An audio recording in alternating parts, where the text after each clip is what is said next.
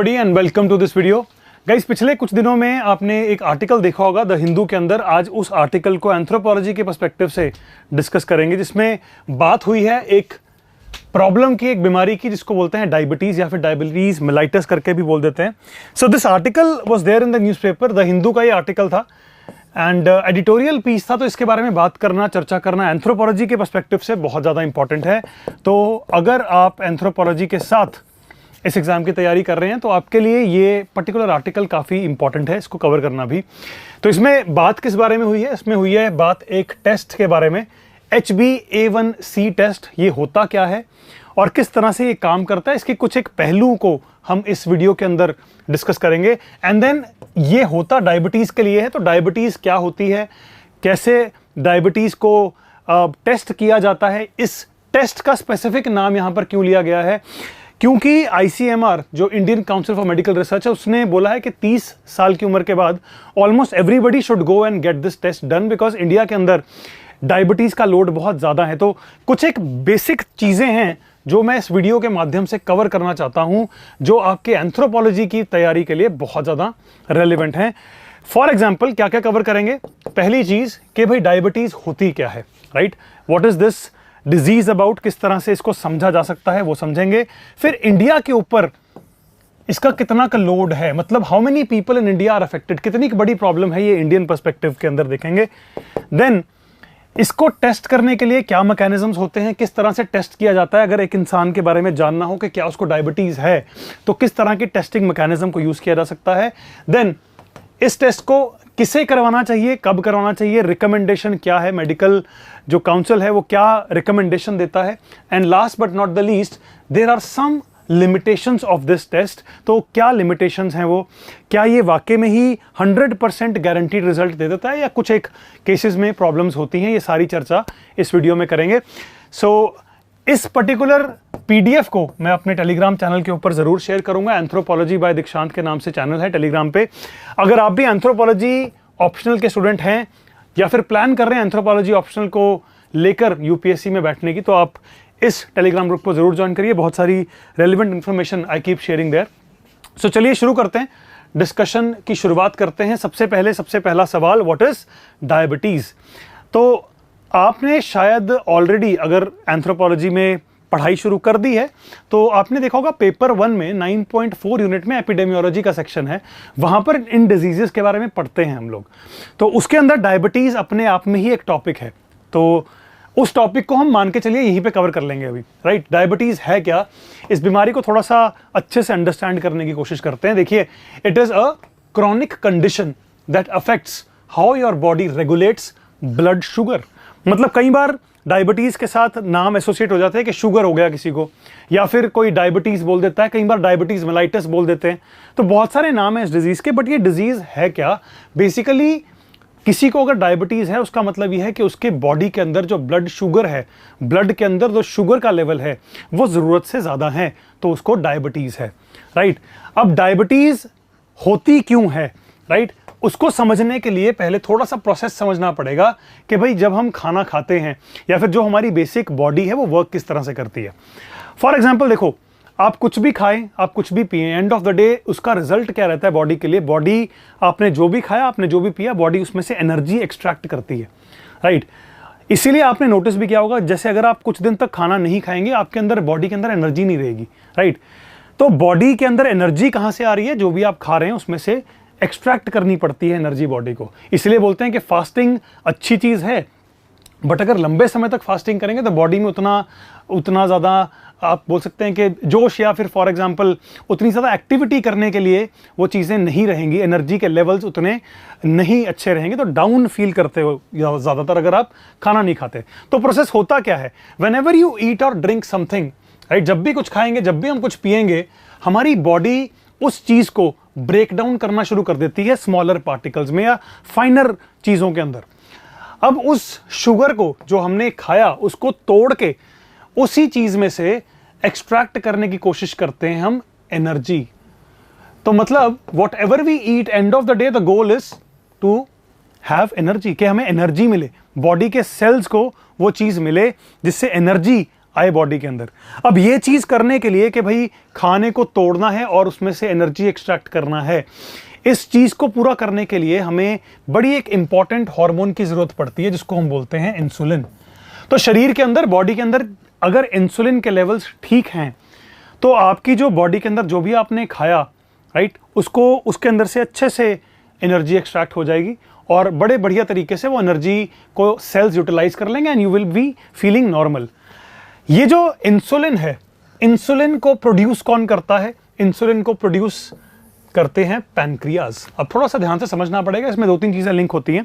सो pancreas insulin produce करते हैं और इंसुलिन को ही यूज किया जाता है for the process of pulling sugar from the blood and putting it in the cells for use. अब देखिए, आपने खाना खाया, राइट, फूड और drinks whatever you had. अब आपने जैसे ही ये चीज खानी शुरू करी, इसको ब्रेक डाउन कर दिया जाएगा शुगर के अंदर, राइट। ये जो शुगर होगी बेसिकली ये आपके ब्लड के साथ एसोसिएट होगी और ब्लड स्ट्रीम के अंदर मूव कर रही होगी, राइट। अब ब्लड के अंदर मूव कर रही होगी, ब्लड में से सेल के अंदर जाने के लिए इसको किसकी जरूरत चाहिए? इंसुलिन की। और ये इंसुलिन किसने प्रोड्यूस करनी है? पैनक्रियाज ने। मतलब ये जो पूरा प्रोसेस है, इसमें insulin becomes a very very very important portion. बहुत इंपॉर्टेंट एक ऐसी चीज है जिसने and of the day ensure करना है कि आपके खाने में से एनर्जी एक्सट्रैक्ट ठीक से होती रहे। और होगा क्या बेसिकली, जब आपके बॉडी के अंदर या आपके ब्लड के अंदर शुगर का लेवल, 2 ही चीजें हो सकती हैं, या फिर ज्यादा है या फिर कम है, राइट।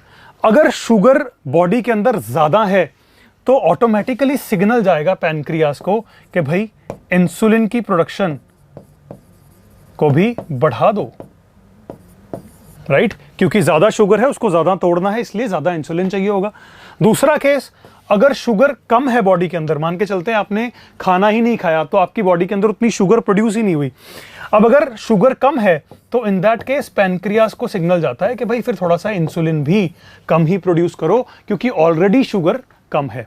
तो इंसुलिन एक ऐसी चीज है जो आपकी बॉडी के अंदर ये जो शुगर है इसके लेवल को मेंटेन करती है, राइट।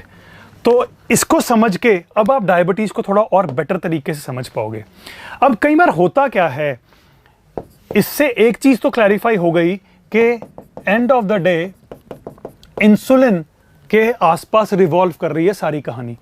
मतलब अगर बॉडी के अंदर परफेक्ट अमाउंट ऑफ इंसुलिन हो तो ये सबसे बढ़िया चीज है।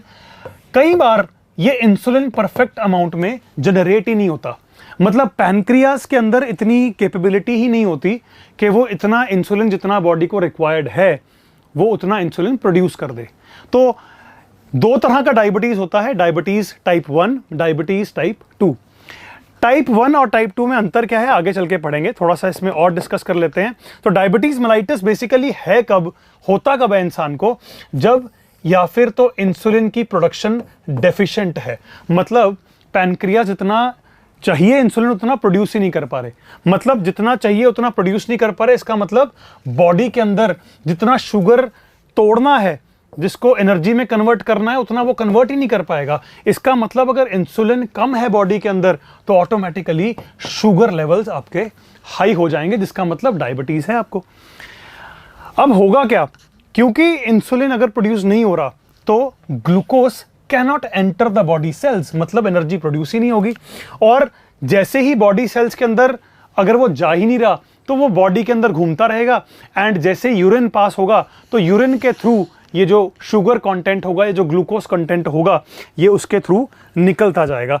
जिस वजह से आप ये भी देखते होंगे कि जो लोग डायबिटीज के मरीज होते हैं, पेशेंट्स होते हैं, उनको ज्यादातर फ्रीक्वेंट यूरिनेशन की भी प्रॉब्लम होती है, क्योंकि बॉडी के अंदर जो शुगर का लेवल है, ग्लूकोज का लेवल है, वो ज्यादा होता है, इसलिए फ्रीक्वेंट यूरिनेशन करने की अर्ज रहती है। तो जैसा हमने अभी थोड़ी देर पहले बात करी थी कि 2 टाइप्स होती हैं डायबिटीज की, इनको समझते हैं। बेसिक फंडा क्या है वो आई होप आप समझ गए हो। बेसिक फंडा ये है कि बॉडी को चाहिए इंसुलिन। मैं एक बार फिर से रिपीट कर देता हूं, इंसुलिन की रिक्वायरमेंट चाहिए सही कंटेंट में, मतलब इसका नंबर बिल्कुल सही होना चाहिए, राइट। अगर इंसुलिन का नंबर सही नहीं है, इसका मतलब शुगर बॉडी के अंदर ज्यादा है, इसका मतलब डायबिटिक है इंसान। डन।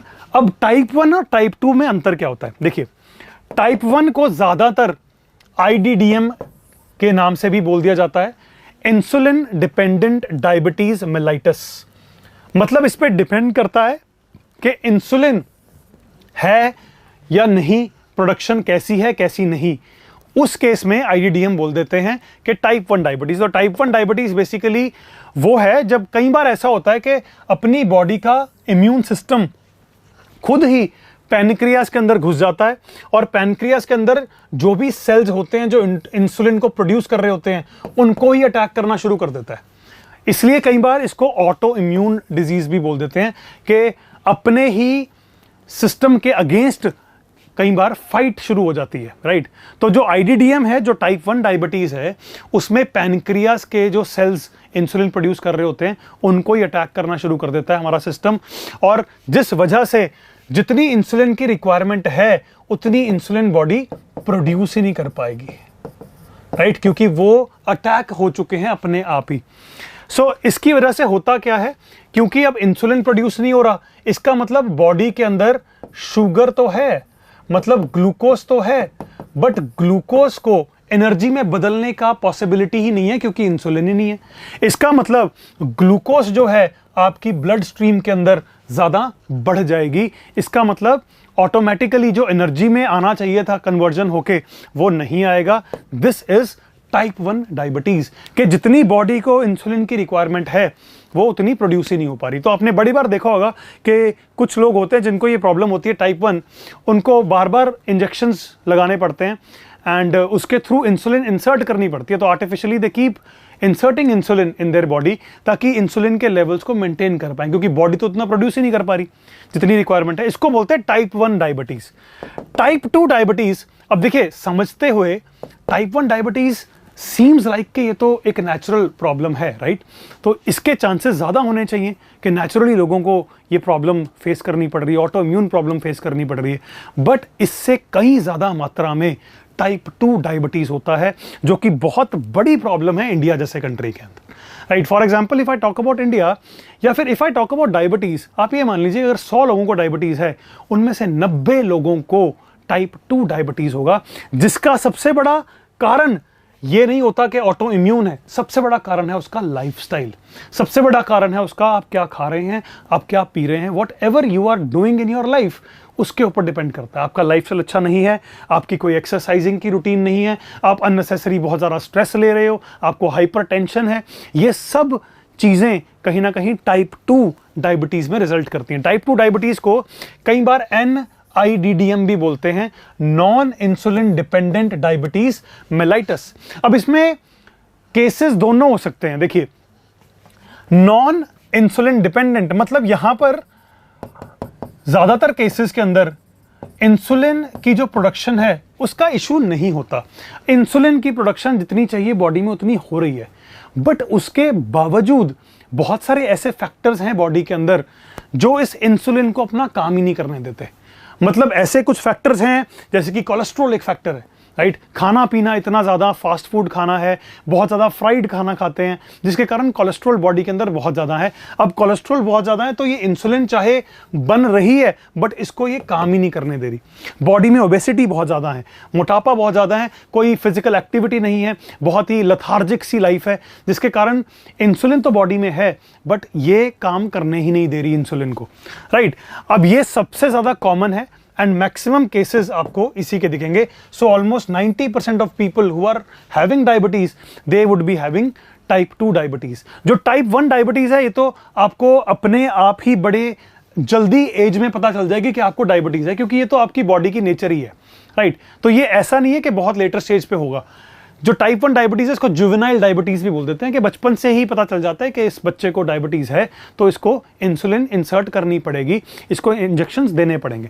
टाइप 2 डायबिटीज आप एक्वायर करते हो अपनी लाइफस्टाइल की वजह से, राइट। अब इसके अंदर होता क्या है, पहला केस तो ये हो सकता है कि आपकी लाइफस्टाइल के कारण आपकी बॉडी जितना इंसुलिन चाहिए उतना प्रोड्यूस ही नहीं कर पा रही, या फिर इंसुलिन अब खुद ही काम नहीं कर पा रही, राइट, या फिर तो प्रोड्यूस उतना नहीं कर पा रही क्योंकि आपका लाइफस्टाइल खराब था। दूसरी चीज, आपकी बॉडी के अंदर जो सेल्स हैं, जिन सेल्स ने इंसुलिन को यूज करना है, राइट, और शुगर से एनर्जी को एक्सट्रैक्ट करना है, ये सेल्स ये इंसुलिन के साथ काम ही नहीं कर पा रहे। कुछ ऐसे फैक्टर्स जनरेट हो गए आपकी बॉडी के अंदर जो इन सेल्स को ये करने ही नहीं दे रहे। That is type 2 diabetes. अब टाइप 2 डायबिटीज करती क्या है? Basically the insulin which is produced is not able to facilitate the conversion of glucose into glycogen. This takes place due to other factors related to lifestyle, food habits, body weight, cholesterol etcetera. तो अगर आपका lifestyle बहुत lethargic है, insulin काम नहीं कर रही, right, काम करना छोड़ देगी। फूड हैबिट्स ठीक नहीं है, काम करना छोड़ देगी। बॉडी वेट बहुत ज्यादा है, ओबीस है, बॉडी वेट, ऑटोमेटिकली इंसुलिन काम करना छोड़ देगी। Similarly even cholesterol. ये सब चीजें हमें देखने को मिलती हैं। This is what diabetes is. ये है डायबिटीज की बीमारी। तो डायबिटीज की बीमारी को अगर मैं दोबारा से आपको बहुत ही शॉर्ट में समझाने की कोशिश करूं, कहानी बहुत सिंपल है। अगर ब्लड के अंदर शुगर का लेवल बढ़ जाएगा, that is diabetes.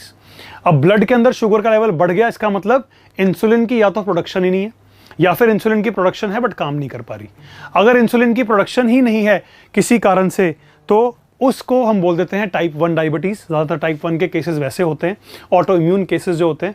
Type 2 diabetes में इंसुलिन की प्रोडक्शन कई बार होती है बट फिर भी वो काम नहीं कर पाती। अभी तक हमने इतनी चर्चा करी है, राइट। इसके अलावा भी कुछ तरह की डायबिटीज होती हैं जिसको जेस्टेशनल डायबिटीज बोल देते हैं। ड्यूरिंग द प्रेगनेंसी पीरियड कई बार women face this kind of condition, जहां पर उनके शुगर लेवल्स हो जाते हैं जो कई बार ज्यादा हो जाते हैं। तो ब्लड शुगर जो हायर देन नॉर्मल कंडीशन में आ जाता है, उसको टेम्पररी फेज में ये देखा जाता है, तो इसको जेस्टेशनल डायबिटीज बोल देते हैं। अब सिम्टम्स क्या हैं इसके, पता कैसे चलेगा, या आपको फील क्या होगा, आपकी बॉडी में क्या चेंज महसूस होगा कि आपको ऐसा लगे कि शायद मुझे डायबिटीज है, और किस पॉइंट पे आकर आपको डॉक्टर को कंसल्ट करना चाहिए। पहली चीज तो ये ऑटोमेटिकली टेस्ट होता है एक, जिसके बारे में अब डिस्कशन भी करनी है। वो टेस्ट रिकमेंडेड है कि 30 इयर्स के बाद हर इंसान को करवा लेना चाहिए, हर 3 साल बाद, right. Every 3 years you should get a test done. उससे पता चल जाएगा कि आपका एवरेज शुगर लेवल कैसा मेंटेन रहता है। अगर आपका शुगर लेवल एवरेज से थोड़ा सा ज्यादा है तो आपको हर 6 महीने या डॉक्टर के एडवाइस के ऊपर टेस्ट करवाना चाहिए। बट सिम्टम्स क्या हैं? सिम्टम्स हैं ज्यादा प्यास लगना, राइट, क्योंकि यूरिन आप ज्यादा पास करेंगे, तो फ्रीक्वेंट यूरिनेशन और इंक्रीज्ड थर्स्ट, ये दोनों मिलते जुलते सिम्टम है, एक दूसरे पे डिपेंडेंट सिम्टम्स है। Excuse me. जैसा मैंने अभी आपको बताया कि जो अगर ज्यादा बॉडी के अंदर शुगर है, तो शुगर अगर सेल के अंदर नहीं जा रही, मतलब वो एनर्जी में कन्वर्ट नहीं हो रही, और शुगर अगर बॉडी के अंदर ब्लड स्ट्रीम के अंदर घूमी जा रही है, तो बॉडी उसको फटाफट से एक फॉरेन पार्टिकल समझ के मानेगी कि इसको बॉडी से निकाला जाए, सिक्रीट किया जाए। इन दैट केस यूरिन से वो बाहर जाएगा। तो फ्रीक्वेंट यूरिनेशन के साथ साथ ही इंक्रीज्ड थर्स्ट। इसके अलावा वेट लॉस एकदम से हो जाना, राइट, आपने एक्सरसाइज नहीं करी फिर भी वेट लॉस फील हो रहा है, एकदम से कुछ हुआ है and suddenly you have lost some weight, that can be one of the symptoms.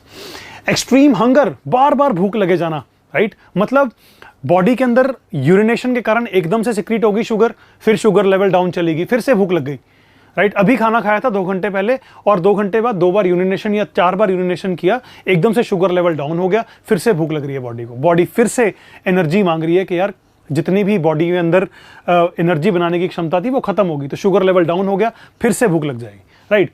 Blood vision very important, right, धुंधला दिखना बहुत इंपॉर्टेंट है। Slow healing source very good, and fatigue, ये कुछ एक सिम्टम्स हैं जो बड़े इंपॉर्टेंट सिम्टम्स हैं जो आप सबको पता होने चाहिए। अब इसका इफेक्ट देखते हैं इंडिया के ऊपर कितना बड़ा है, कितनी बड़ी बीमारी है ये इंडियन कॉन्टेक्स्ट में, कि हमें हिंदू के अंदर एडिटोरियल्स देखने को मिल रहे हैं इस बीमारी के ऊपर। And this is why anthropology के लिए डायबिटीज स्पेसिफिकली मैं बोलूंगा कि थोड़ा ज्यादा इंपॉर्टेंट है। इसको समझना, इसको याद रखना, क्योंकि डायरेक्ट क्वेश्चन देखने को मिल सकता है इसके ऊपर। Right a short note on diabetes mellitus, right a short note on testing methods related two diabetes mellitus, किसी भी तरह का सवाल आ सकता है।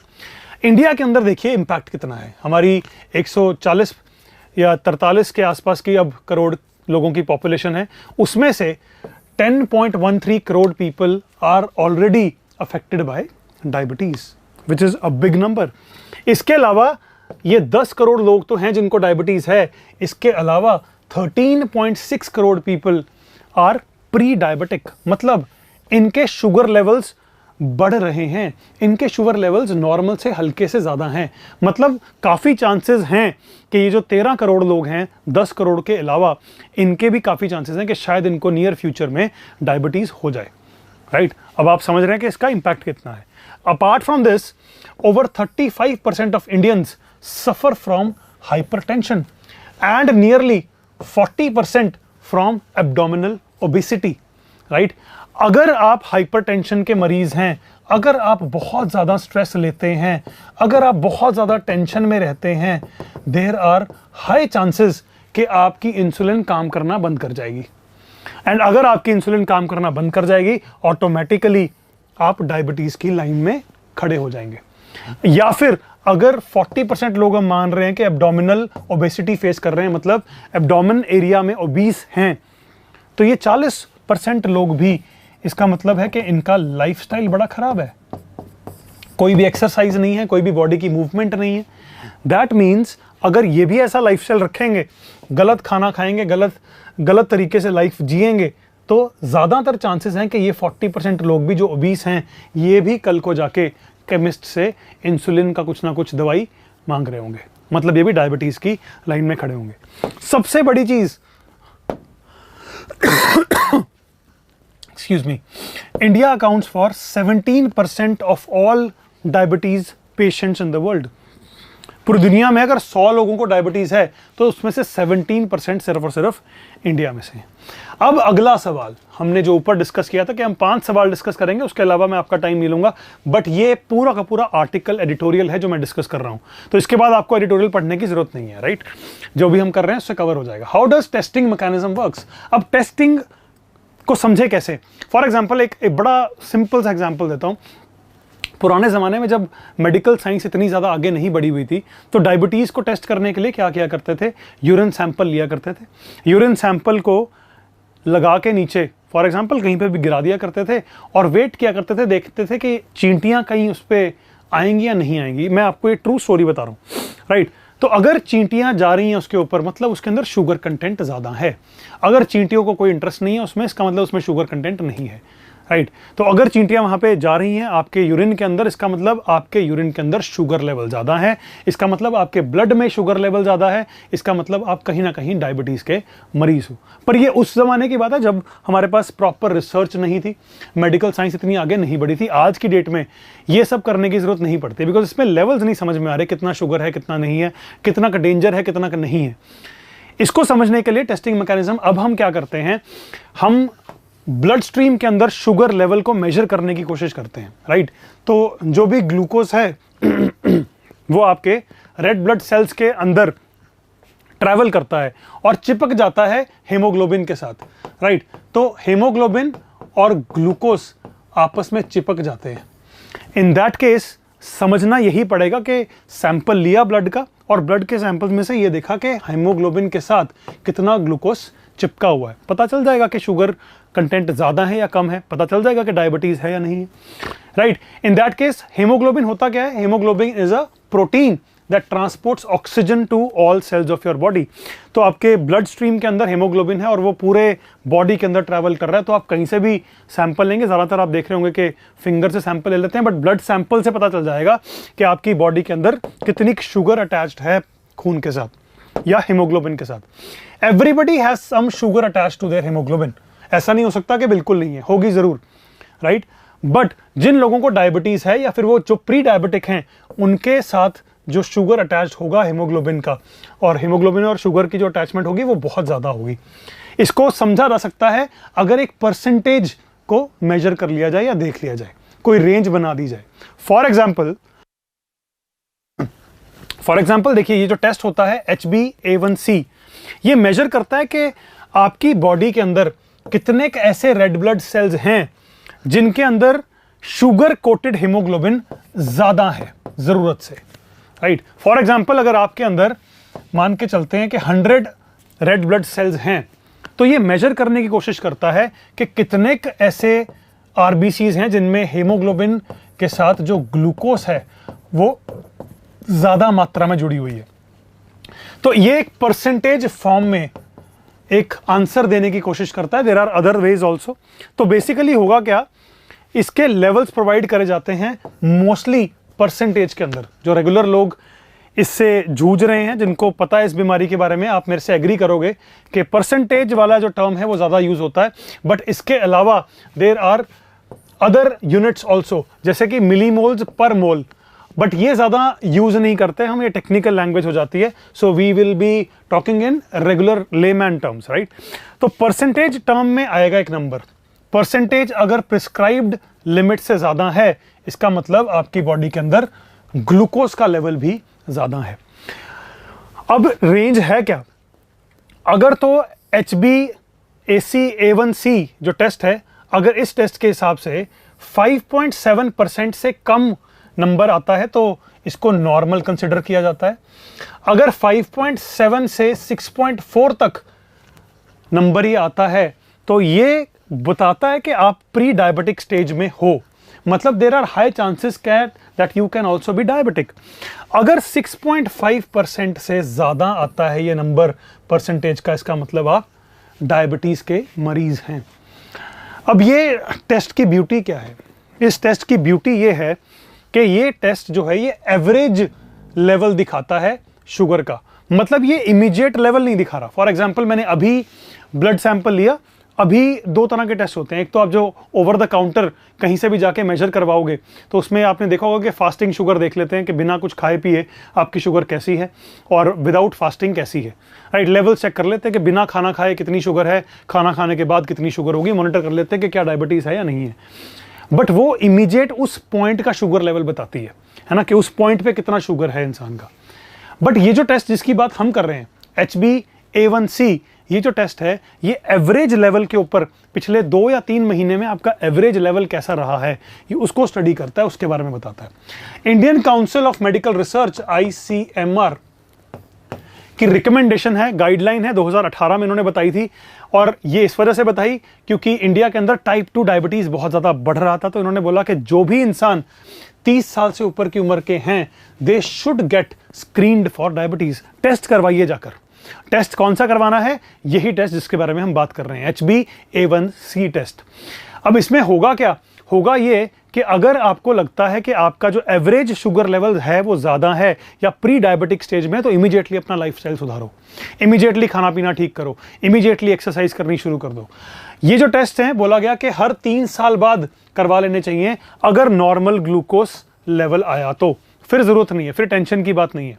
बट अगर प्री डायबिटिक स्टेज में आ रहे हो, मतलब अगर 5.7 से 6.5% आपका रिजल्ट आया है, मतलब प्री डायबिटिक स्टेज में हो, तो ये हर साल करवाओ।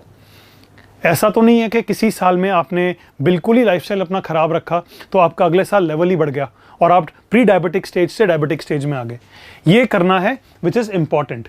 तो ये डिफरेंट कैसे हुआ, जैसे मैंने आपको बताया था कि बाकी जो टेस्ट आप ओवर द काउंटर केमिस्ट से जाकर बहुत लोग करवाते हैं, वो क्या करते हैं, वो उस टाइम का शुगर लेवल बताते हैं। बट जो ये टेस्ट है, it tells about the average blood glucose level over the last 2 to 3 months। तो इससे वाकई में आइडिया हो जाता है कि इंसान को डायबिटीज है या नहीं है। बट अगर आप उस तुरंत मौके पर देखना चाहते हो कि क्या मुझे अभी शुगर मेरा हाई है या लो है, इन दैट केस ये टेस्ट आपके लिए नहीं है, right. So HbA1c test average span of 3 months के ऊपर दिखाता है कि आपका शुगर लेवल ज़्यादा है या कम है। बट इसकी लिमिटेशन ज़रूर है। लिमिटेशन क्या है, इसको समझना बड़ा ज़रूरी है। अब क्योंकि ये एवरेज लेवल पे दिखाता है, तो जो इंसान जिसको ऑलरेडी डायबिटीज़ है, अगर उसने ये देखना हो कि मेरा अभी शुगर लेवल कम है या ज़्यादा है, वो इस टेस्ट को यूज़ नहीं कर सकता। पहली लिमिटेशन तो यही है, क्योंकि ये इमीडिएट शुगर लेवल नहीं बताता, ये एवरेज शुगर लेवल बताता है 2 से 3 महीने का, पहली चीज़। दूसरी चीज़, कुछ एक फैक्टर्स की वजह से कई बार इसकी मेजरमेंट या कई बार इसकी जो रीडिंग है या कई बार इसका जो रिजल्ट है वो गलत आ जाता है। जैसे फॉर एग्जांपल, अगर ऑलरेडी बॉडी के अंदर जितना ब्लड चाहिए उतना ब्लड ही नहीं है, तो आरबीसी उतने हैं ही नहीं, तो जब ब्लड ही नहीं है तो शुगर लेवल तो ऑटोमेटिकली कम हो गया। In that case I am sorry यार, I am also facing some issues with respect to my throat. So I hope आपको अभी तक समझ में आ रहा है। Let me talk about what exactly I wanted. जैसे कि देखिए यहाँ पर लिखा भी हुआ है कि these include people having conditions like thalassaemia, structural haemoglobin variants in the population, iron deficiency है, अनीमिया है। इन दैट केस अगर आयरन कम है तो ऑटोमेटिकली ब्लड भी कम होगा, HB भी कम होगा, है ना। तो अगर ब्लड ही कम है तो शुगर लेवल ऑटोमेटिकली कम दिखाएगा। तो इसका मतलब ये सही रीडिंग नहीं होगी, राइट। तो आपको शायद लगे कि डायबिटीज नहीं है, बट उसमें वैसे ही RBCs ही नहीं है, हेमोग्लोबिन ही नहीं है। तो इन दैट केस फिर किस तरीके से इसको नापा जा सकता है। तो ये एक बहुत बड़ा इसका आप नेगेटिव पॉइंट बोल सकते हैं, लिमिटेशन बोल सकते हैं। 2013 में एक पेपर पब्लिश हुआ था, एक जर्नल पब्लिश हुई थी जिसमें इस टेस्ट के बारे में बताया था कि ये लिमिटेशन है इस टेस्ट की, राइट। तो कहीं ना कहीं अगर एक किसी डॉक्टर ने समझना है कि इंसान को डायबिटीज है या नहीं है, तो ये अकेला टेस्ट भी काम नहीं करता कई बार, क्योंकि बहुत सारी कंडीशन हो सकती हैं। तो इस टेस्ट को भी करवा लेते हैं वो, और उसके साथ साथ इंसान को बोलते हैं कि भाई हर वीक अपना रेगुलर जो शुगर लेवल है वो भी चेक करो। तो ये टेस्ट अकेला नहीं बता सकता कि 100% प्रूफ नहीं दे सकता कि किसी को डायबिटीज है या नहीं है, right. It can not replace regular blood sugar testing at home. तो घर पे वो मशीन रखते हैं हम लोग, घर पे जो मशीन रखते हैं उसको रिप्लेस नहीं कर सकता ये, जैसा मैंने पहले बताया, because this test is giving us a average reading of 3 months, whereas जो घर पे आप लोग टेस्ट करते हैं वो आपका इमीडिएट शुगर लेवल बताती है। This is how this test is different than the previous one. So ये सारी की सारी बातें इस पर्टिकुलर एडिटोरियल में हुई हैं, एंड हमने ये सारी की सारी चीज़ें डिस्कस कर ली हैं, whatever has been given in the editorial. Once again, editorial का नाम है what is the HbA1c test and why it is used to check for diabetes. तो जो भी इंफॉर्मेशन थी वो हमने डिस्कस कर ली। आई होप आपको ये वीडियो पसंद आई होगी। एंड यहाँ पर फिर से मैंने अपना टेलीग्राम चैनल डाला हुआ है, तो इसकी PDF जो भी ये डिस्कशन है, इसकी वीडियो के नीचे मैं टेलीग्राम लिंक भी डाल दूंगा, एंड इस टेलीग्राम चैनल के अंदर ये PDF भी शेयर हो जाएगी। तो अगर आप एंथ्रोपोलॉजी ऑप्शनल के साथ अपनी तैयारी शुरू करना चाहते हैं तो please you can join this session. And जो हमारा अगला बैच है एंथ्रोपोलॉजी का वो जुलाई में शुरू होगा, 2024 अपकमिंग जुलाई। तो अगर आप इंटरेस्टेड हैं तो आप अपनी क्वेरीज जो हैं वो यहाँ पर डाल सकते हैं। इसके नीचे हम अपने यहाँ पे जो भी हमारे कॉलिंग नंबर्स हैं उनका भी डिटेल दे देंगे। So if you are interested you can give us a call and then we will try to help you as much as we can. This is it for the video. Next video में फिर मिलेंगे ऐसे किसी article के साथ, ऐसे किसी editorial के साथ. Till then, thank you very much. Take care. Bye bye.